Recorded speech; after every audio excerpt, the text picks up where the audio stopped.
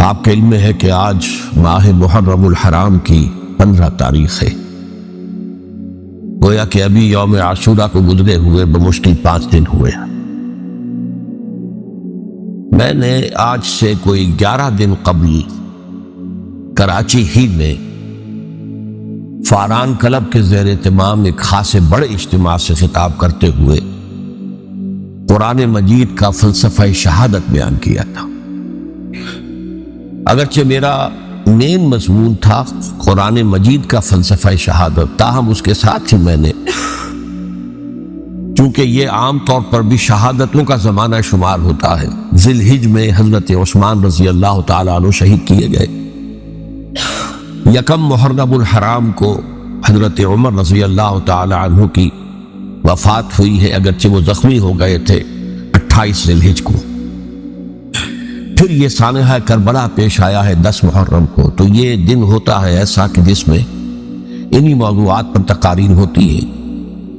تو میں نے فلسفہ شہادت کے ساتھ ساتھ ایک ضمیمے کے طور پر خلفائے ثلاثہ کی شہادت اور سانحہ کربلا کا تاریخی پس منظر بھی بیان کیا، لیکن وہ میرا اصل موضوع نہیں تھا۔ اصل وقت صرف ہوا تھا قرآن کا فلسفہ شہادت، اور دوسرے یہ کہ ان تاریخی پس منظر کے بیان میں بھی ظاہر بات ہے کہ سانحہ کربلا تک پہنچتے پہنچتے وقت بھی ختم ہو رہا تھا اور میری ہمت بھی اب جواب دے رہی تھی، اس لیے اس کا ذکر بہت ہی اجمال کے ساتھ ہوا تھا۔ اس کے اگلے ہی روز ٹیلی ویژن کے زیر اہتمام ایک مذاکرہ ہوا، اور وہ مذاکرہ جو ہے وہ پھر ٹیلی کاسٹ کیا گیا ہے عین یوم عاشورہ کو، 10 محرم الحرام کی شب۔ اس کے ضمن میں ایک تو وعدہ خلافی کی جو اس پروگرام کے کمپیئر ہے انیق احمد صاحب، انہوں نے، اور میں نے اسی وقت پروگرام کے خاتمے پر ان سے یہ شکایت کر دی تھی کہ انہوں نے مجھے جو عنوان بتایا تھا وہ تھا قرآن کا فلسفہ شہادت۔ تو ظاہر بات ہے کہ ذہناً میں اسی کے لیے تیار ہو کر گیا تھا، لیکن وہاں انہوں نے جب شروع کی محفل تو وہاں پر انہوں نے عنوان بیان کیا امام حسین علیہ السلام کی شہادت۔ اب یہ اگرچہ یقیناً ان میں باہمی تعلق تو ہے، لیکن یہ کہ بہت کافی فرق ہے کہ ایک آپ فلسفہ شہادت سے چل کر اور شہادت حضرت حسین رضی اللہ تعالیٰ عنہ تک پہنچے، اور ایک یہ ہے کہ اصل موضوع ہوئی ہے۔ بہرحال جو بھی اس وقت، تو اب ظاہر بات ہے کہ کوئی اور شکل نہیں تھی، جو بھی گفتگو ہوئی اس میں نے وہ پورا حصہ لیا، لیکن دوسری زیادتی انہوں نے یہ کی کہ اس میں سے میرے بیان کے بہت سے حصوں کو حذف کر دیا۔ اس کاٹ چھانٹ سے ایک تو میرا نقطہ نظر پورے طور پر قارئین یا ناظرین کے سامنے نہیں آ سکا، سامعین کے سامنے نہیں آ سکا، اور دوسرے اس سے کچھ مغالطے بھی پیدا ہوئے۔ تو میں نے یہ سوچا کہ اب یہاں اس جمعے میں میں ان کی وضاحت کر دوں، اسی لیے باصرار میں نے یہ موضوع رکھوایا کہ سانحہ کربلا کا تاریخی پس منظر کیا ہے۔ الحمدللہ کہ جہاں تک وہ مذاکرہ جو ان کے ریکارڈنگ روم میں، اسٹوڈیو میں منعقد ہوا، وہ بہت ہی پرامن، بہت اچھے انداز میں ہوا، اور اس میں کوئی یعنی یوں سمجھیے کہ زیادہ آرگیومنٹ جسے کہتے ہیں اس کی بھی ضرورت پیش نہیں آئی۔ عموماً تمام باتوں پر کنسنسس اور ایک طرح کا اجماع سامنے آیا، اور اس کا خاص سبب یہ ہے کہ میرے علاوہ سنی علماء میں سے تو مولانا احترام الحق تھانوی صاحب تھے، اور وہ بھی بہت صلح کل قسم کے آدمی ہیں، اور شیعہ حضرات میں سے جو 2 حضرات تھے وہ بھی نہایت معقول، نہایت سنجیدہ اور نہایت شرافت اور مروت کا مجسمہ نظر آئے۔ ان میں سے ایک صاحب سے میری پرانی یاد اللہ ہے، علامہ ڈاکٹر کلب صادق، ان کا تعلق لکھنؤ سے ہے، اور یہ میرے اندازے میں پوری طریقے سے نہیں کہہ سکتا، اس وقت جو بر عظیم پاک و ہند میں نامور علماء ہیں اہل تشیع کے، ان میں سے یہ چوٹی کی شخصیت ہے، اس میں کسی شک و شبے کی گنجائش نہیں، بہت مسلم عالم دین، نہ صرف عالم دین ہے بلکہ ڈاکٹریٹ بھی انہوں نے کی ہوئی۔ دوسری بات یہ کہ یہ بھی لکھنؤ کے رہنے والے تھے، اور مولانا سید ابو الحسن علی ندوی رحمۃ اللہ علیہ وہ بھی لکھنؤ کے، رائے بریلی کے رہنے والے تھے جو 40-45 میل دور ہے، لیکن ان کا اصل مرکز تو آپ کو معلوم ہے دارالعلوم ندوۃ العلماء لکھنؤ۔ تو ان کے ساتھ ان کے بڑے ہی برادرانہ تعلقات ہیں، ایک دوسرے سے بڑی محبت، اور مولانا علی میاں رحمۃ اللہ علیہ بھی ان کے اجتماعات میں جا کر شریک ہوتے رہے ہیں، اور انہوں نے ایک فقرہ بھی نقل کیا مولانا علی میاں رحمۃ اللہ علیہ کا کہ آج ہمیں کوفے اور دمشق کی طرف دیکھنے کی ضرورت نہیں ہے بلکہ کربلا کی طرف دیکھنے کی ضرورت ہے۔ تو بہرحال مولانا علی میاں رحمۃ اللہ علیہ کو جو خاص تعلق تھا حضرت علی رضی اللہ تعالیٰ عنہ کی ذات کے ساتھ، اس پر تو ان کی ایک عظیم تصنیف جو ہے حضرت علی کی سیرت مطہرہ پر وہ خود دلالت کرتی ہے۔ تو علامہ ڈاکٹر قلب صادق جو ہے وہ ایک تو اہل تشیع کے چوٹی کے علماء میں سے ہیں، مولانا علی میاں کے ساتھ ان کے برادرانہ تعلقات تھے۔ خود میرے ساتھ ان کا معاملہ یہ رہا، اس کی وجہ کیا ہے کہ یہ اتحاد بین المسلمین کے بہت بڑے داعی اور علم بردار ہیں۔ شیعہ سنی جو ہے منافرت اور مخاصمت کی بجائے چاہتے ہیں کہ مفاہمت ہو اور قرب ہو اور غلط فہمیوں کا ازالہ ہو۔ اسی وجہ سے ان کی خصوصی نظر عنایت مجھ پر رہی ہے۔ مجھے یہ تو پوری طرح یاد نہیں کہ کراچی میں بھی ان سے ملاقات ہوئی تھی یا نہیں، لیکن ایک مرتبہ لاہور تشریف لائے تھے اور وہاں مجھ سے ملاقات ہوئی۔ پھر ایک مرتبہ میں نیو یارک میں تھا اور اتفاقاً ان کا بھی وہیں پر قیام تھا یا تشریف آوری ہو گئی تھی، تو وہاں بھی بڑی مفصل ملاقات کے لیے وہ تشریف لائے تھے۔ پھر میرا جو ایک کتاب کہہ لیں درمیانی شے ہے، شیعہ سنی مفاہمت کی ضرورت اور اہمیت، اس کے یہ باقاعدہ مبلغ رہے ہیں۔ اس کے بہت سے نسخے انہوں نے منگوا کر اپنے طور پر یہاں محرم الحرام کی جو ان کی مجالس ہوتی ہیں، اس مرتبہ بھی اسی کے لیے تشریف لائے ہوئے تھے، تو اس کے اندر انہوں نے اس کا تعارف کرایا، اس کی تعریف کی، اور اس کے بہت سے نسخے جو ہے وہ فروخت کروائے۔ تو یہ میں نے اصل میں آپ کے سامنے ایک پس منظر رکھ دیا ہے اس شخصیت کا کہ جو اس میں میجر ریپرزنٹیٹیو تھے اہل تشیع کی طرف سے۔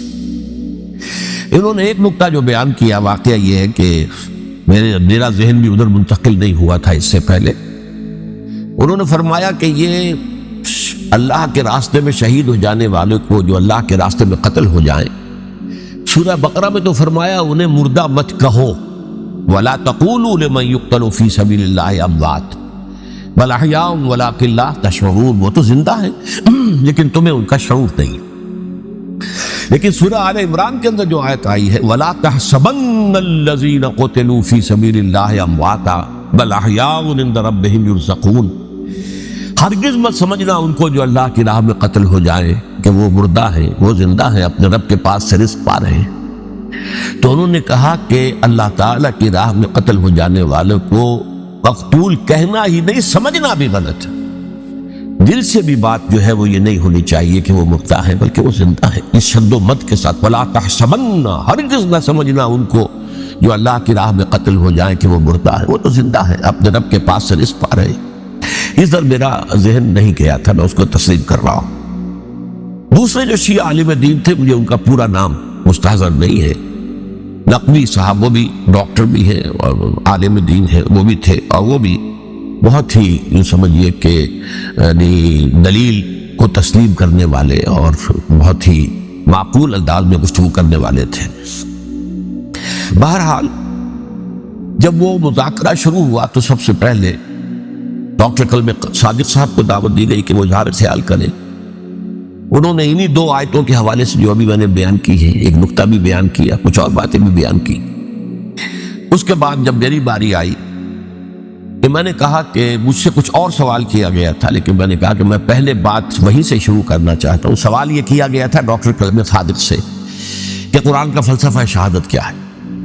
تو میں نے کہا جو سوال آپ نے ان سے کیا تھا، میں اس کے جواب سے اپنی بات شروع کرنا چاہتا ہوں کہ میرے نزدیک قرآن مجید میں اللہ کی راہ میں قتل ہونے کے لیے لفظ شہادت آیا ہی نہیں۔ حدیث میں ضرور آیا ہے بصیغہ مجہول، فقد استشہد، اس کی شہادت قبول کر لی گئی یا اس کو شہید بنا لیا گیا، اور اس معنی میں صرف ایک جگہ پر امکان ہے پورے قرآن میں، سورہ آل عمران کی ایک آیت میں، وَيَتَّخِذَ مِنْكُمْ شُهَدَاءَ، کہ وہاں اس کے معنی لیے جا سکے مقتول فی سبیل اللہ کے، باقی کہیں بھی نہیں۔ یہ تو اصل میں کار رسالت کے لیے ایک اصطلاح ہے۔ ہر رسول شاہد بن کر آیا، شہید بن کر آیا، یہاں دنیا میں وہ اپنے عمل سے، اپنے قول سے انفرادی اجتماعی سطح پر حق کی گواہی دیتا رہا، اور قیامت کے دن کھڑے ہو کر پروزیکیوشن وٹنس کی حیثیت سے اپنی قوم کے خلاف گواہی دے گا کہ اللہ میں نے ان کے سامنے تیرا پیغام پہنچا دیا تھا، اب جو کچھ انہوں نے کیا اس کے ذمہ دار یہ۔ They can't plead ignorance، وہ یہ نہیں کہہ سکتے کہ ہمیں معلوم نہیں تھا، ہمیں بتایا نہیں گیا تھا۔ بہرحال اس پر مجھے بڑی خوشی ہوئی جب علامہ نقوی صاحب نے اس نکتے کو بہت سراہا، اور انہوں نے تسلیم کیا کہ کچھ دنوں سے مجھے بھی یہ خیال ہو رہا تھا، یعنی یہ کہ یہ کوئی زیادہ پرانا خیال ان کا نہیں تھا۔ انہوں نے فرمایا کچھ دنوں سے مجھے بھی یہ خیال ہو رہا تھا کہ قرآن میں تو یہ لفظ شہید اور شہادت اس معنی میں ہے ہی نہیں۔ میرا گمان یہ ہے کہ چونکہ اس موضوع پر میں نے بہت تقریریں کی ہیں، سال ہر سال سے تقریریں کر رہا ہوں، قرآن کا فلسفہ شہادت کیا ہے، اور اس کے حوالے سے یہ کہ امت مسلمہ کا کیا فرض منصبی ہے، شہادت علی الناس کی کیا ذمہ داری ہے جو امت مسلمہ پر ہے۔ تو یہ تو میری دعوت قرآنی کے اہم مضامین میں سے ہے، تو ہو سکتا ہے کہ میری ہی کسی تقریر کی کوئی اڑتی ہوئی خبر ان کے کانوں تک پہنچی ہو، اللہ عالم، لیکن انہوں نے اس نکتے کو سراہا، اور مجھے اللہ کے فضل و کرم سے مجھے اس پر خوشی ہوئی کہ بجائے اس کے کہ وہ اس پر کوئی آرگیومنٹ کرتے، کوئی بحث و تبحیث کرتے، انہوں نے میری اس بات کو تسلیم کیا اور اس کی گویا کہ تائید کی۔ پھر میں نے عرض کیا کہ جہاں تک خلفاء ثلاثہ کی شہادت کا اور شہادت حسین یا سانحہ کربلا رضی اللہ تعالیٰ عنہم اجمعین کا تعلق ہے، اصل میں اس کو نہیں سمجھ سکتے لوگ جب تک کہ ریولوشن اور کاؤنٹر ریولوشن کا فلسفہ سمجھ میں نہ آئے۔ جب کسی ملک میں، کسی خطہ ارضی میں کوئی انقلابی تحریک چل رہی ہوتی ہے، ظاہر بات ہے ابتدا میں تو انقلابی لوگ چند ہوتے ہیں، کمزور ہوتے ہیں، ضعیف ہوتے ہیں، ان سے کوئی خطرہ محسوس نہیں ہوتا، لیکن کشاکش کے دوران ایک وقت آ جاتا ہے کہ پھر جو مخالف انقلاب ہیں وہ یہ سمجھ بیٹھتے ہیں، سمجھ جاتے ہیں کہ اب ہماری پیش نہیں جا رہی، اب ہمارا بس نہیں چلے گا، لہذا سر جھکا دو۔ اسے پنجابی محاورے میں کہا جاتا نیوی پاؤ، اس وقت تو وقت کو گزارو۔ اب اس کے بعد پھر کوئی موقع ملا تو دیکھیں گے کہ اس انقلاب کو ہم انڈو کر سکیں، کاؤنٹر ریولوشنری موومنٹس۔ یہ اصل میں فلسفہ سمجھ میں نہ آئے اور ریولوشن کا فلسفہ سمجھ میں نہ آئے تو سیرت النبی سمجھ میں نہیں آ سکتی۔ منہج انقلاب نبوی میری کتاب ہے، اس کو پڑھیے تو سیرت کا وہ تجزیہ آپ کے سامنے آئے گا جو آپ کی آنکھیں کھول دے گا کہ سیرت کو ہم کیا سمجھتے رہے اور سیرت اصل میں ہے کیا۔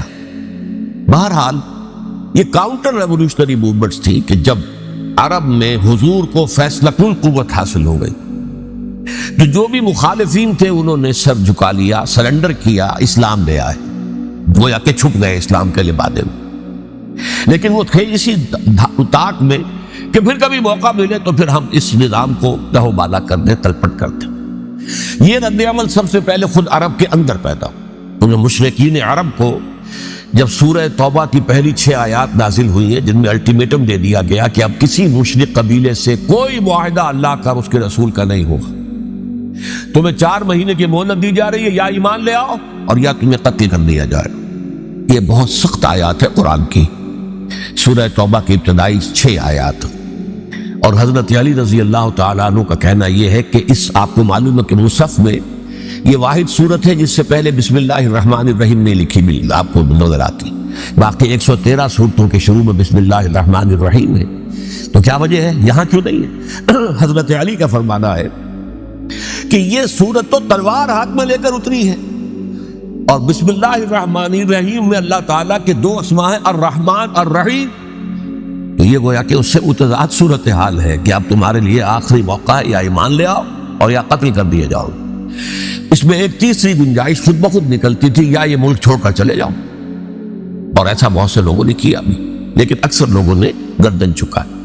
لیکن رد عمل ظاہر ہوا، ایک تو مرتدین کھڑے ہو گئے جنہوں نے نئی نبوتوں کو مان لیا، ایک مانعین زکوٰۃ کھڑے ہو گئے کہ ہم زکوٰۃ تمہیں نہیں دیں گے۔ یہ رد عمل تھا مشرک عرب کا، مشرکین عرب کا۔ اور حضرت ابوبکر رضی اللہ تعالیٰ عنہ کے دفتر فضائل کا یہ بڑا اہم باب ہے، with an iron fist، حالانکہ وہ بہت رقیق القلب، کمزور، ضعیف الجسہ انسان تھے، لیکن یہ کہ عظیمت کوہ ہمالا جو ہے ان کے اندر ظاہر ہوئی ہے. ود این آئرن فسٹ انہوں نے ان ساری جو رد عمل کی جو تحریکیں تھی انہیں کچل کر رکھا،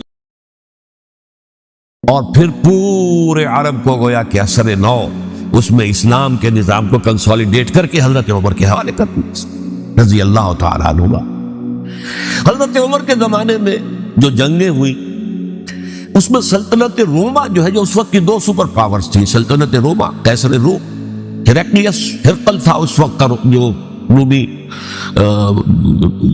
جو قیصر روم تھا، حکمران تھا، شہنشاہ تھا، اور دوسری طرف ایرانی مملکت تھی، خسرو پرویز تھا. لیکن یہ کہ عیسائیت کے ساتھ اسلام کا اس طرح کا تصادم نہیں ہوا تھا حضور کے زمانے، بلکہ نجاشی رحمۃ اللہ علیہ نے تو مسلمانوں کو پناہ دی تھی. مقوقس پیٹریارک جو تھے اس کے الیگزینڈریا کے، انہوں نے حضور کے جو نامہ مبارک گیا تھا اس کا بہت اکرام کیا، تکریم کی، تحفے بھیجے حضور کی خدمت میں. ہرقل نے بھی کوشش کی تھی کسی طریقے سے، جیسے کوئی 250 برس پہلے یا 300 برس پہلے، 300 برس پہلے جیسے کانسٹنٹائن جو ایمپرر تھا روم کا، اس نے عیسائیت قبول کی تھی اور ساری سلطنت عیسائی ہو گئی تھی، لہذا اس کی سلطنت باقی رہی، اس کی حکومت باقی رہی. اسی طرح ہم سب مسلمان ہو جائیں، لیکن اس میں وہ ناکام ہو گیا. لیکن یہ کہ کوئی اس نے کنفرنٹیشن نہیں کی حضور سے. البتہ ایران کا معاملہ یہ تھا کہ اس کے پرخچے اڑ گئے. اس نے حضور کے نامہ مبارک کو چاک کیا تھا. حضور نے فرمایا جب اطلاع ملی کہ اس نے اپنی سلطنت کو چاک کر دیا ہے، اس کے ٹکڑے کر دیے. بہرحال وہاں رد عمل شدید تھا، اور ایرانی جان لیجئے کہ ان کے اندر بہت سٹرونگ نیشنلزم ہے، آج بھی ہے سٹرونگ نیشنلزم. لہذا ان کے ہاں رد عمل شدید تھا. ان کی تو سلطنت ختم ہو گئی، نسیہ منسیہ ہو گئی، وجود ہی نہیں رہا. لہذا وہاں سے جو کاؤنٹر ریولوشن شروع ہوا ہے وہ پھر ہرمزان جو ایک بہت بڑا جرنیل تھا، اس نے بڑی عیاری کے ساتھ اپنی جان بچائی تھی. یہ بڑا دلچسپ واقعہ ہے کہ وہ یعنی کنڈیمڈ تھا اسلامی حکومت کی طرف سے، خلافت کی طرف سے، کہ وہ جہاں بھی پایا جائے اس کو قتل کرنا ہے. حضرت عمر کی عدالت میں لا کے پیش کیا گیا. حضرت عمر نے کہا یہ واجب القتل ہے، قتل کر دو اس کو. اس نے کہا اچھا مجھے ذرا پانی پلا دیجیے. حضرت عمر نے فرمایا ٹھیک ہے پانی لاؤ. پانی دے، پانی کا کٹورا کہ مجھے پہلے ضمانت دیجیے کہ جب تک میں یہ پانی نہ پی لوں مجھے قتل نہیں کیا جائے گا. ہاں ہمارا وعدہ. اس نے وہ کٹورا پھینک دیا پانی کا. کرو مجھے قتل کیسے کرو گے، میں نے وہ پانی تو نہیں پیا. اس سے اپنے آپ کو بچایا اس نے. بہرحال آپ اختلاف کر سکتے ہیں کہ حضرت عمر کو اس عذر کو قبول نہیں کرنا چاہیے تھا، لیکن بہرحال ان کی اپنی مروت اور شرافت تھی کہ اپنے وعدے کا پاس کیا. اس کی سازش سے ابو لولو فیروز اس نے حضرت عمر کو شہید کیا. یہ گویا کہ دوسری کاؤنٹر ریولوشنری موومنٹ تھی. انہوں نے یہ سمجھا تھا کہ یہ ساری چکی جو چل رہی ہے، جیسے چکی کی ایک کلی ہوتی ہے، وہ کلی جگہ سے ہٹ جائے تو چکی کیسے چلے گی. یہی بات حضرت علی نے فرمائی تھی حضرت عمر سے رضی اللہ تعالی عنہما. جب شام کے محاذ پر کچھ پسپائی سی ہو رہی تھی تو حضرت عمر نے ارادہ کیا میں خود جاؤں گا محاذ پر اور کمانڈ کروں گا. حضرت علی رضی اللہ تعالیٰ عنہ نے فرمایا کہ نہیں امیر المومنین آپ مت جائیں، چکی اسی وقت تک چلتی ہے جب تک کہ کلی گڑی ہوئی. آپ کلی ہیں اس وقت اس نظام کی جس کے گرد یہ اسلام کی چکی گھوم رہی، آپ مت جائیں. لہذا حضرت عمر نے ان کی بات مانی. اس قدر صائب مشورہ تھا جو دیا تھا. بہرحال انہوں نے یہ سمجھا تھا کہ عمر ہی کے بل پر چل رہا ہے یہ سب کچھ، لہذا عمر کو پیچھے ہٹا دینے سب بیٹھ جائے گا. لیکن ظاہر بات ہے کہ محمد رسول اللہ کی بنائی ہوئی عمارت صلی اللہ علیہ وسلم اتنی کمزور نہیں تھی. اس کے بعد حضرت عمر کے انتقال کے بعد حضرت عثمان کا انتخاب ہوا، اور حضرت عثمان کے بھی 10 سال پہلے جو ہے وہ بالکل حضرت عمر کی جو دور خلافت ہے اس کے بالکل مشابہ ہیں، مماثلی. ہمارے ذہنوں میں یہ تصور بٹھا دیا گیا کہ سارے 12 سال شاید فتنہ ہی فتنہ رہا، فساد ہی فساد رہا، دنگا رہا، لڑائی رہی. نہیں 10 سال پورا امن. اور جس طریقے سے فتوحات کا سیلاب حضرت عمر کے زمانے میں جا رہا تھا اسی طریقے سے حضرت عثمان کے 10 سالوں کے دوران گیا. یہ آخری 2 سالوں میں ایک فتنہ اٹھا ہے. یہ فتنہ کیا ہے اس کو سمجھ لیجیے. مذاہب کی ہے جو 3 سے کنفرنٹیشن ہوئی تھی. ایک تو یہ کہ مملکتوں میں سے مملکت ہرقل، مملکت ایران، رومی سلطنت کی 2 ٹانگیں مسلمانوں نے توڑ دی، شمالی افریقہ سے نکال دیا، مغربی ایشیا سے نکال دیا، لیکن یورپ میں وہ قائم تھا، اس کی سلطنت تھی۔ لیکن ایرانی سلطنت کا بالکل تیا پاچا ہو گیا، ختم ہو گیا۔ اسی طریقے سے 3 مذاہب سے کنفرنٹیشن ہوئی۔ مشرکین عرب سے، اس کا میں بیان کر چکا ہوں، ان کا پہلا وار حضرت ابوبکر کے عہد خلافت میں ہو گیا۔ دوسرے جو عیسائیوں کا معاملہ تھا، ان سے بھی کوئی تصادم نہیں ہوا حضور کے حیات طیبہ کے دوران، لیکن جو یہودیت بطور مذہب، اس کو ظاہر بات ہے کہ اسلام نے اس کو ختم کیا تھا، کم سے کم جزیرہ نما عرب سے۔ مدینے میں 3 قبیلے تھے جو اپنی غداری کی وجہ سے اور اپنی صلح کو توڑنے کے جرم کی پاداش میں 2 نکالے گئے، اور تیسرا جو ہے اس کے تمام جو جوان افراد تھے انہیں قتل کیا گیا۔ پھر خیبر پر حملہ کیا گیا اور خیبر کو جو ہے فتح کیا گیا، وہ یہودیوں کا بہت بڑا گڑھ تھا، اور جو مدینے سے نکالے گئے تھے وہ بھی وہیں جا کر مقیم ہو گئے تھے۔ تو اس اعتبار سے، اور پھر یہودی اپنے آپ کو سمجھتے تھے اللہ کی طرف سے دنیا میں جو نمائندہ جو ہے امت، وہ ہم ہیں۔ اب انہیں معزول کر کے امت محمد کو وہاں پر کھڑا کر دیا گیا صلی اللہ علیہ وسلم۔ لہذا وہ بہت زیادہ جو سمجھیے ایگریوڈ، سب سے زیادہ جن کو غضب پہنچا ہے حضور کے دست مبارک سے، وہ یہودی تھے۔ لہذا ان کا جو رد عمل آیا ہے وہ ہے جس کے نتیجے میں حضرت عثمان شہید ہوئے، حضرت علی شہید ہوئے، حضرت حسین شہید۔ اب اس چیز کو اچھی طرح سمجھیے، یہ جو رد عمل ہے یہ ایک شخص کے ذریعے سے آیا، اور اسی لیے بعض لوگ یہ سمجھتے ہیں کہ یہ خامخواہ کی کہانی ہے، کیا ایک آدمی اتنا بڑا کام کر سکتا؟ عبداللہ ابن سبا ایک یہودی جو اسلام کا لبادہ اوڑھ کر حضرت عثمان کے عہد خلافت میں مدینے میں آ گیا، ٹھیک، اس کے بارے میں تو میں بعد میں عرض کروں گا، لیکن ایک شخص کیا کچھ کر سکتا ہے اس کی مثال میں صاحب دے دوں آپ کو۔ پہلے حضرت مسیح علیہ السلام کے پورے دین کو ایک شخص نے ختم کر دیا، سینٹ پال جسے دنیا جانتی ہے جس کے نام سے، توحید کو تثلیث میں بدل دیا۔ حضرت عیسیٰ علیہ السلام تو توحید کی تلقین کر کے گئے تھے، توحید ختم، تثلیث آ گئی، جس میں پہلے باپ، ماں اور بیٹا تھے، اس کے بعد باپ، بیٹا اور روح القدس ہو گئے، تثلیث۔ نمبر 2، شریعت موسوی کو ساقط کر دیا۔ لہذا اب پالزم جو ہے، کرسچینٹی نہیں رہی، وہ حضرت عیسیٰ کو کہہ کر گئے تھے کہ شریعت موسوی تم پر لاگو رہے گی، نافذ رہے گی، ساقط کر دیا۔ نمبر 3، اس نے عیسائیت کے دائرہ تبلیغ کو وسیع کر دیا، جنٹائلز یا گوئمز کے اندر بھی، غیر یہودیوں۔ حالانکہ حضرت مسیح کہہ کر گئے تھے کہ تمہیں صرف یہودیوں سے خطاب کرنا ہے، اور میں صرف اسرائیل کے گھرانے کی کھوئی ہوئی بھیڑوں کی تلاش میں آیا۔ اب آپ دیکھیے، حضرت مسیح کے فوراً بعد اور حضرت مسیح کی زندگی کے دوران جب تک کہ وہ موجود تھے، وہ بدترین دشمن تھا حضرت مسیح علیہ السلام کا۔ بعد میں لبادہ اوڑھا، اور یہ کہ مجھے مکاشفہ ہوا ہے، مکاشفے میں مسیح سے میری ملاقات ہوئی ہے، میں ان پر ایمان لے آیا ہوں، اور پھر اس نے اپنے زہد اور دینداری کا جو بھی فراڈ تھا اس کے نتیجے میں اپنی حیثیت بنا لی، دین مسیحی کو بالکل ختم کر دی۔ آج کہاں ہے وہ دین مسیح؟ دی 100 کے مصنف نے بھی صاف لکھا ہے کہ جب تک حضرت مسیح دنیا کے اندر موجود تھے، عیسائیت کی حیثیت یہودیت نے ایک فرقے سے زیادہ نہیں تھی، یہودیوں کا ایک فرقہ، ایک جماعت بس۔ یہ سینٹ پال ہے جس نے اسے ایک مستقل مذہب کی حیثیت اختیار کی ہے، تو it should be called Paulism، اور یہ ایک آدمی کا کارنامہ۔ اسی طریقے سے یہ تو ہو گیا حضرت مسیح کے فوراً بعد، رفع سماوی کے فوراً بعد۔ 1500 برس کے بعد ایک تحریک چلی ہے یورپ کے اندر، اصلاح مذہب، اور اس کی پشت پر بھی یہودی ذہن تھا۔ یہودی ذہن نے عیسائیت کو 2 حصوں میں تقسیم کر دیا، کیتھولک اینڈ پروٹیسٹنٹس، اور پروٹیسٹنٹس کو اپنا اعلی کار بنایا۔ یہ ایک علیحدہ مضمون ہے جس پر میں تفصیل میں نہیں جانا چاہتا، میری کتاب بھی موجود ہے اس موضوع پر، سابقہ اور موجودہ مسلمان امتوں کا ماضی، حال اور مستقبل، اس میں میں نے تفصیل بیان کی۔ یہ جو تقسیم ہوا ہے تو وہ پہلی بات ایک یہودی، جیسے کہ علامہ اقبال نے، مارکس بھی تو ایک یہودی تھا نا، تو ابلیس کی مجلس شورا میں بڑا پیارا شعر ہے، وہ یہودی فتنہ گر، وہ روح مصدق کا بروز، ہر قبا ہونے کو ہے اس کے جنون سے چاک چاک۔ یہ ایک یہودی فتنہ گر مارکس نے وہ تصور دنیا کو دیا جس نے عظیم انقلاب برپا کیا روس کے اندر، بولشوک ریولوشن، اور جو پھر آدھی دنیا تک پھیل گیا۔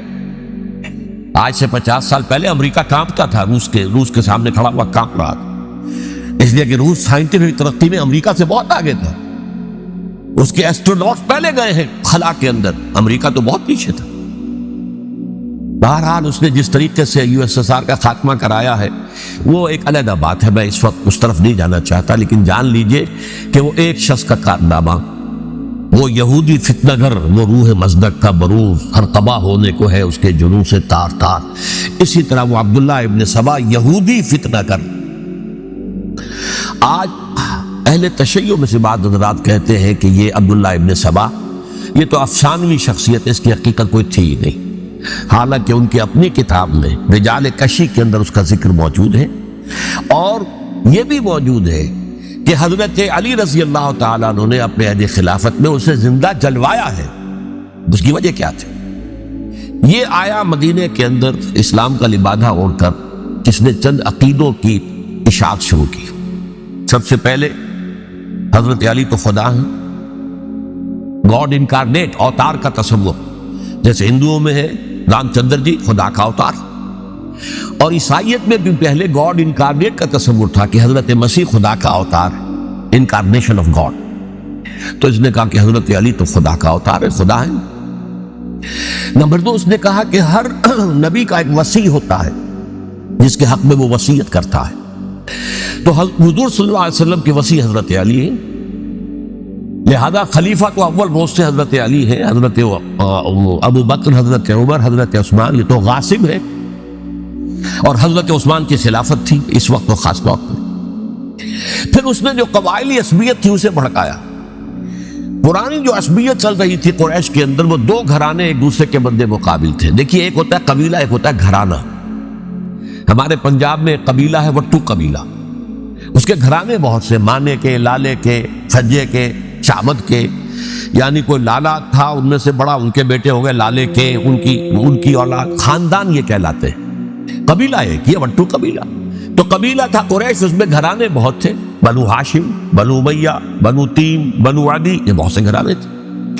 تو چوٹی کے دو گھرانے جو تھے وہ بنو ہاشم اور بنو امیہ، ان کے درمیان چپلش تھی، مقابلہ، مسابقت، اور یہ مسابقت فی الخیر بھی ہوتی تھی۔ اگر انہوں نے غریبوں کو کھانے کھلائے ہیں تو ہم ان سے بڑھ کر کھلائیں گے، اگر وہ حاجیوں کی خدمت کرتے ہیں تو ہم ان سے بڑھ کر کریں گے۔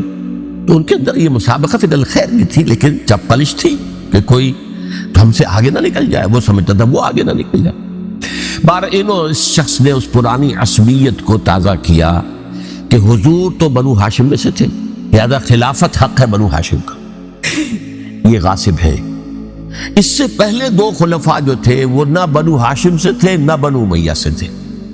حضرت ابو بکر بنو تیم میں سے تھے، چھوٹا قبیلہ تھا۔ حضرت عمر بنی عدی میں سے تھے، وہ بھی چھوٹا قبیلہ تھا۔ یہ حضرت عثمان پہلے خلیفہ جو بنو امیہ میں سے تھے، جن کی پرانی چپکلش بنو ہاشم سے تھی۔ اب اس کو موقع مل گیا کہ پرانی قبائلی عصبیت کو بھڑکائے۔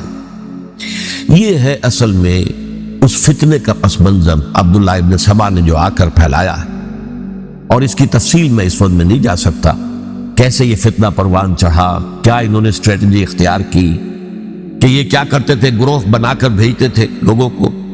کوفے میں جاؤ تو وہاں پر دمشق کے گورنر کے خلاف اور مصر کے گورنر کے خلاف الزامات لگاؤ، اس نے یہ کیا، وہ غبن کر گیا، وہ یہ کر گیا، وہ خیانت کر رہا ہے، وہ رشتہ داروں کو پال رہا ہے، اور عثمان کے خلاف بھی تقریریں کرو رضی اللہ تعالیٰ عنہ۔ دمشق میں جاؤ تو کوفے کے گورنر کے خلاف، کیونکہ دمشق کے گورنر کے خلاف بات کرو گے تو لوگوں کو معلوم ہوگا کہ یہ جھوٹ بول رہے ہیں، لیکن یہ کہ وہاں تو تم بات کرو کوفے کے گورنر کے خلاف اور مصر کے گورنر کے خلاف اور حضرت عثمان کے خلاف۔ مصر میں جاؤ تو بات کرو کوفے کے اور شام کے گورنر کے خلاف اور حضرت عثمان کے خلاف۔ یہ انہوں نے ایسا اٹھایا، اور اس زمانے میں آپ کو معلوم ہے ذرائع رسل و رسائل تھے نہیں، نہ اس فتنے کی پتہ چل سکا جب تک کہ وہ فتنہ جو ہے پوری طرح برگو بار لاگت تلاور درخت نہیں بن گیا۔ اس کے نتیجے میں حضرت عثمان رضی اللہ تعالیٰ عنہ شہید ہوئے، اور خلیفہ پھر حضرت علی رضی اللہ تعالیٰ عنہ کو انہی سوائیوں نے، جنہوں نے گھیراؤ کیا تھا، جنہوں نے حضرت عثمان کو شہید کیا ہے، یہی حضرت علی رضی اللہ تعالیٰ عنہ کے ارد گرد ہوئے۔ اور حضرت علی رضی اللہ تعالیٰ عنہ بھی نہیں چاہتے تھے خلافت کی بیعت لینا، لیکن آخر کیا کرتے، کیا وہ امت کو بغیر خلیفہ کے چھوڑ دیتے؟ حضرت زبیر سے کہا گیا، انہوں نے نہیں مانا، زد کر دی پال۔ حضرت طلحہ سے کہا گیا، انہوں نے نہیں مانا، حضرت علی سے کہا گیا، اب عشرہ مبشرہ میں سے یہی تو تھے نا، لہذا انہوں نے تسلیم کر لیا، خلافت ہو گئی۔ لیکن اس کے بعد جو خانہ جنگی ہوئی ہے، اس خانہ جنگی کے نتیجے میں نوٹ کر لیجئے کہ 1,00,000 کے قریب مسلمان ایک دوسرے کی تلواروں اور نیزوں اور برچھیوں اور تیروں سے ختم ہو گئے، ہلاک ہو گئے۔ یہ ہماری تاریخ کا تاریخ ترین باب ہے۔ 5 سال، 4.5 سال حضرت علی کی خلافت کے، اب 6 مہینے حضرت حسن کی خلافت رضی اللہ تعالی عنہ۔ اس سے کیا ہوا کہ ایک طرف تو اسلام کی جو توسیع ہو رہی تھی، تھمتا نہ تھا کسی سے سیل رواں ہمارا، وہ سیلاب رک گیا، انٹرنل سیبوٹاج ہو گئی نا، اب تو اندر ہی آپس ہی میں، تو اگر دستوں گریبان ہو گئے تو باہر اب کیا توسیع کرتے ہیں، وہ توسیع کا عمل رک گیا۔ اور یوں سمجھیے کہ جیسے ٹرک اگر کبھی چل رہا ہو، بھرا ہوا ہو، لوڈنگ، اور وہ چڑھائی چڑھ رہا ہو، تو اگر کہیں موشن ٹوٹ جائے، ٹرک کو رکنا پڑے، تو ڈرائیور کے جان پر بن جاتی، اس لیے کہ اس کو دوبارہ سٹارٹ کرنا، اور جبکہ وہ چڑھائی پر ہے، انکلائن پر ہے، آسان کام نہیں ہوتا، خطرہ ہوتا ہے وہ پیچھے جو ہے وہ نہ جائے۔ اور پہاڑی علاقوں میں آپ کو معلوم ہے، ذرا پیچھے چلے جانے کا مطلب جو ہے بہت خطرناک جو ہے نتیجہ نکل سکتا ہے۔ بہرحال حضرت علی رضی اللہ تعالیٰ عنہ نے اپنے خلافت میں ایک کام یہ کیا، اب اس کی کیا مصلحتیں تھیں یہ تو انہی کے علم میں ہوگا، ہم قیاس کر سکتے ہیں، میں اس میں نہیں جانا چاہتا۔ ابھی تک خلافت کا مرکز تھا مدینہ منورہ، حضرت ابوبکر، حضرت عمر، حضرت عثمان، وہی جہاں حضور صلی اللہ علیہ وسلم رہے تھے اور جہاں پر کہ حضور مدفون تھے۔ لیکن حضرت علی نے اپنا مرکز جو ہے وہ کوفہ بنا دیا۔ اچھا، اس کی ایک ظاہری وجہ یہ سمجھ میں آتی ہے کہ اسلام کا جو پھیلاؤ ہو گیا تھا، وہ سلطنت اتنی وسیع ہو گئی تھی کہ مدینہ منورہ بہت جنوب میں اور بڑے صحرا کو عبور کر کے جانا ہوتا تھا۔ کوفہ جبکہ ایسی مقام پر تھا کہ جہاں سے مشرقی راستہ جا رہا ہے ایران کو، عراق کے اندر تو ہے وہ شہر کوفہ، اور ایران اور خراسان اور ہندوستان کو راستہ جا رہا ہے، وہیں سے شمال کی طرف جا رہا ہے، شام کی طرف اور ترکی کی طرف، اور وہاں سے پھر یہ کہ مغربی افریقہ کو بھی کنٹرول کرنا، جو شمالی افریقہ کو بھی آسان تھا۔ بہرحال حضرت علی نے کوفہ کو اپنا مرکز بنایا، اور نتیجہ یہ ہوا کہ سبائیوں کا بھی مرکز وہی بن گیا، چونکہ انہوں نے اپنے آپ کو گردا گرد رکھا حضرت علی کے رضی اللہ تعالی۔ اب ظاہر بات ہے کسی پرٹیکولر پرسن کے خلاف تو کوئی مقدمہ موجود تھا نہیں، بلکہ جب جنگ جمل ہو رہی تھی، ابھی جنگ نہیں ہوئی تھی، حضرت عائشہ، حضرت طلحہ، حضرت زبیر وہ لے کر آئے تھے لشکر اس مطالبے کے لیے کہ حضرت عثمان کے قاتلوں کو سزا دی جائے، قصاص لیا جائے۔ حضرت علی رضی اللہ تعالیٰ عنہ سے گفت و شنید ہو رہی تھی، حضرت علی جو ہے اس پر آمادہ ہو گئے کہ ٹھیک ہے، میں جو بھی قاتلین عثمان ہیں ان کو گرفتار کر کے سزا دوں گا۔ این اسی وقت کوفے کی مسجد کے اندر جو ہے 10,000 کا مجمع کھڑا ہو گیا، ہم سب قاتل عثمان، لو ہم سے بدلہ کہاں سے لوگ، اور انہوں نے کیا کیا، جاتے ہی جنگ چھیڑ دی، اگر چھڑ جائے تو یا مرو یا مارو، اس کے سلاوہ تو کوئی چارہ کام ہوتا ہی نہیں۔ ایک رات میں 10,000 مسلمان شہید ہوئے، جن میں 2 عشرہ مبشرہ میں سے حضرت زبیر اور حضرت طلحہ رضی اللہ تعالیٰ۔ تو یہ صورت تھی، سبائیوں نے گھیراؤ کیا حضرت علی کا رضی اللہ تعالیٰ۔ حضرت معاویہ دعوے دار نہیں تھے خلافت کے، قطعاً نہیں، ان کا صرف ایک دعویٰ تھا، اور وہ یہ تھا کہ عثمان کے قاتلوں کو گرفتار کرو، یا خود سزا دو یا ہمارے حوالے کرو، ہم اس سے قصاص لیں گے۔ اس لیے کہ قبیلہ بنو امیہ کا تھا، اور حضرت ابی معاویہ بنو امیہ میں سے، تو ایک خاندانی طور پر جو ہے ہم قصاص لیں گے ان سے جنہوں نے قتل کیا ہے حضرت عثمان۔ لیکن یہاں ظاہر بات ہے کہ حضرت علی رضی اللہ تعالیٰ عنہ کی طرف سے مطالبہ یہ ہوتا تھا، تم پہلے میری بیعت کرو، میرے ہاتھ مضبوط کرو تاکہ میں ان کے خلاف کوئی اقدام کر سکوں۔ لیکن انہیں یہ اندازہ تھا کہ اگر میں نے بیعت کی تو ظاہر بات ہے کہ حضرت علی تک پہنچنے سے پہلے مجھے گردن اڑا دیں گے یہ لوگ، اس لیے کہ سبائی جو ہے وہ آپ کو گھیرے ہوئے۔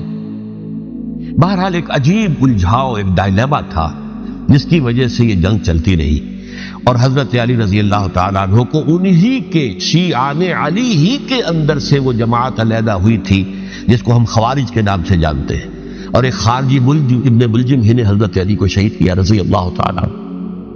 پھر حضرت حسن رضی اللہ تعالیٰ عنہ اب دیکھیے کس قدر صحیح بات تھی جو حضرت علی رضی اللہ تعالیٰ عنہ نے فرمائی جب ان سے کہا گیا کہ کیا ہم آپ کے بیٹے حسن کے ہاتھ پر بیعت کر لیں رضی اللہ تعالیٰ عنہ.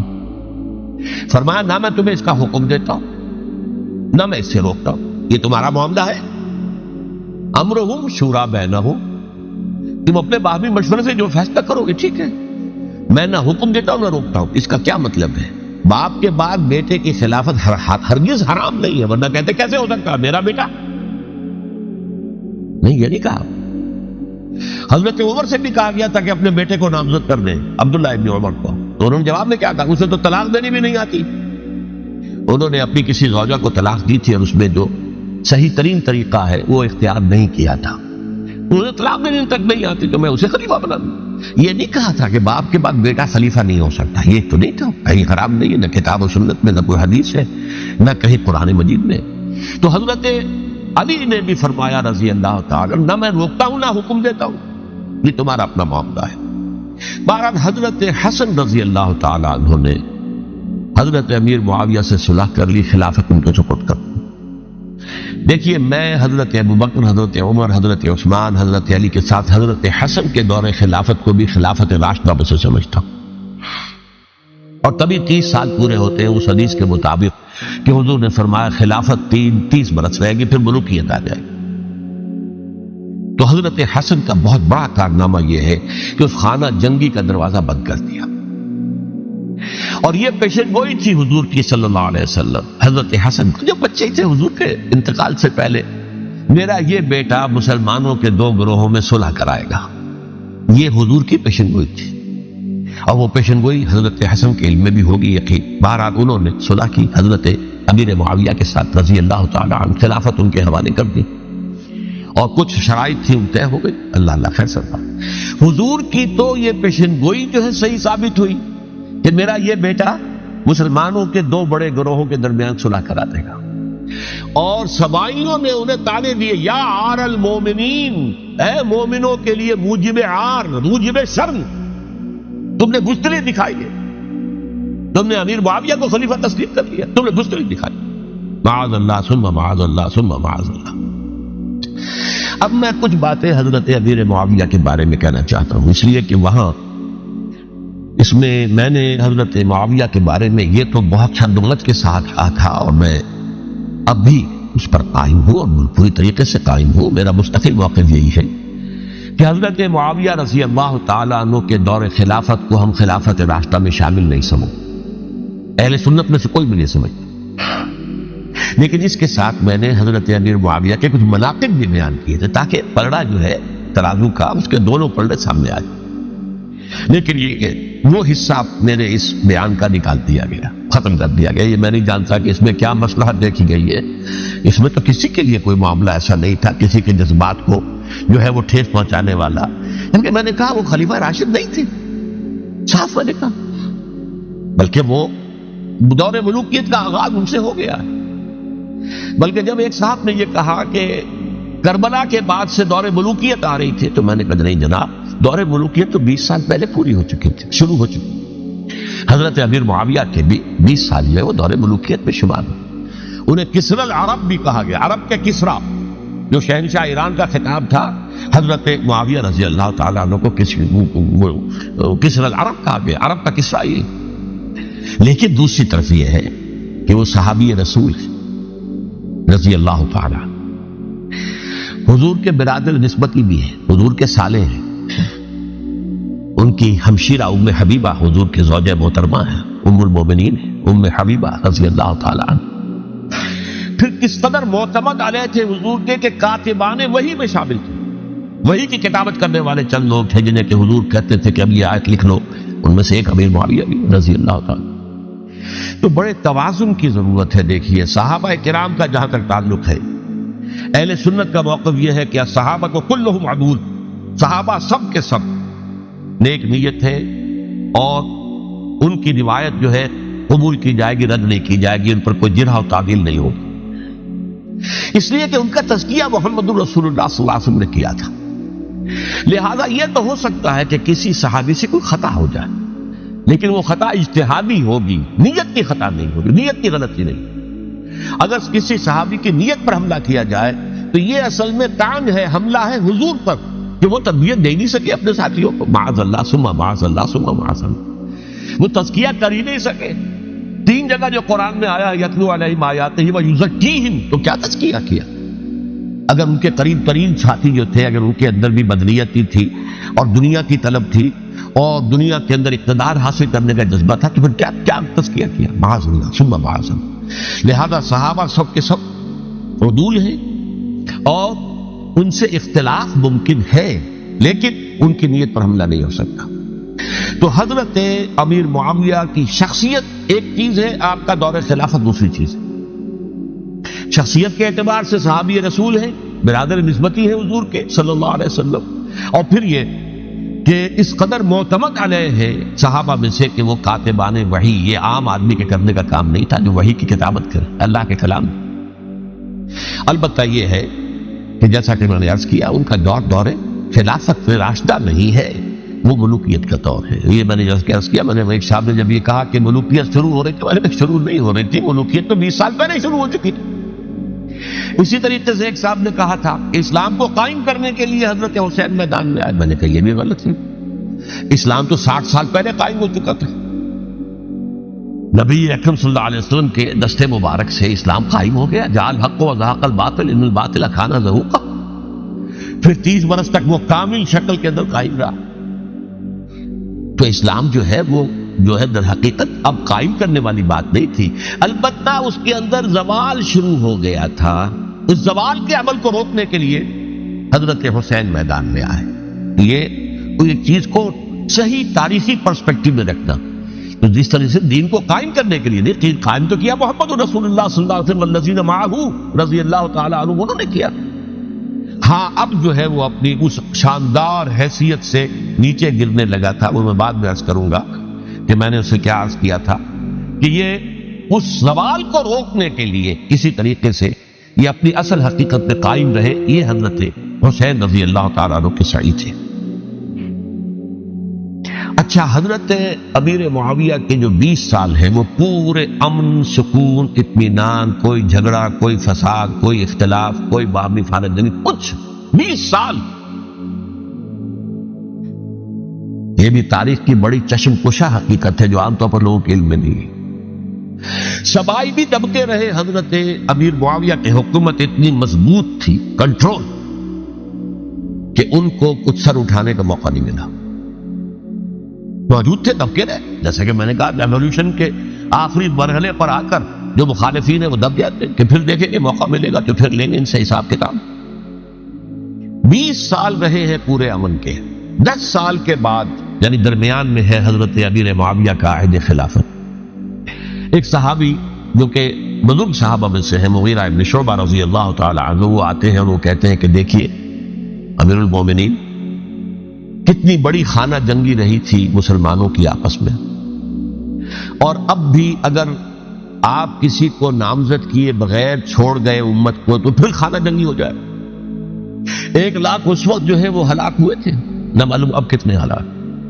لہذا آپ اپنی زندگی ہی میں نامزد کر دیجئے کسی کو خلیفہ، ولی عہد بنا دیجئے. حضرت امیر معاویہ نے ابتداءً جو ہے انکار کیا نہیں، لیکن ان کے دلائل ایسے تھے وزنی، اور میں سمجھتا ہوں کہ وہ بات صحیح تھی جو مغیرہ ابن شعبہ نے کہی، اس لیے کہ اب صحابہ کرام میں سے جو کبار صحابہ تھے وہ تو سب دنیا سے رخصت ہو چکے تھے. اب تو یا صغار صحابہ رہ گئے تھے جو حضور کے زمانے میں بچے تھے، حضرت حسن، حضرت حسین، عبداللہ ابن زبیر، یہ بچے تھے نا، یا تو وہ تھے، اور یا بالکل نو مسلم تھے. اور نو مسلموں میں بڑی تعداد وہ تھی جو ایرانیوں کی تھی، شامیوں کی تھی، ادھر کی تھی. تو ان کو تو ظاہر بات ہے کہ تربیت نبوی سے کیا خلافت راشدہ سے بھی اکثر و بیشتر کو کوئی حصہ ملا ہی نہیں. تو اس صورت میں اب وہ اعلیٰ ترین معیار پر حکومت کے نظام کو قائم کرنا ممکن نہیں ہے. کوئی قبائلی عصبیت جب تک حکومت کی پشت پر نہیں ہوگی، حکومت مستحکم نہیں ہوگی. یہ گویا کہ ایک جس کو کہتے ہیں کہ حقیقت بینی، واقعیت پسندی، ایک آئیڈیالزم ہے اور ایک ریئلزم ہے کہ آپ فیکٹس آن دی گراؤنڈ کو غور کریں، سوچیں اس کے اوپر اور پھر کوئی فیصلہ کریں. اس اعتبار سے پھر حضرت امیر معاویہ نے بات مان لی اور بیعت لے لی لوگوں سے حضرت یزید کے لیے کہ یہ خلیفہ ہو گئے میرے بعد، اس کو ولی عہدی کہتے ہیں۔ اچھا، اس وقت 5 افراد ایسے تھے کہ جنہوں نے اس سے اختلاف کیا۔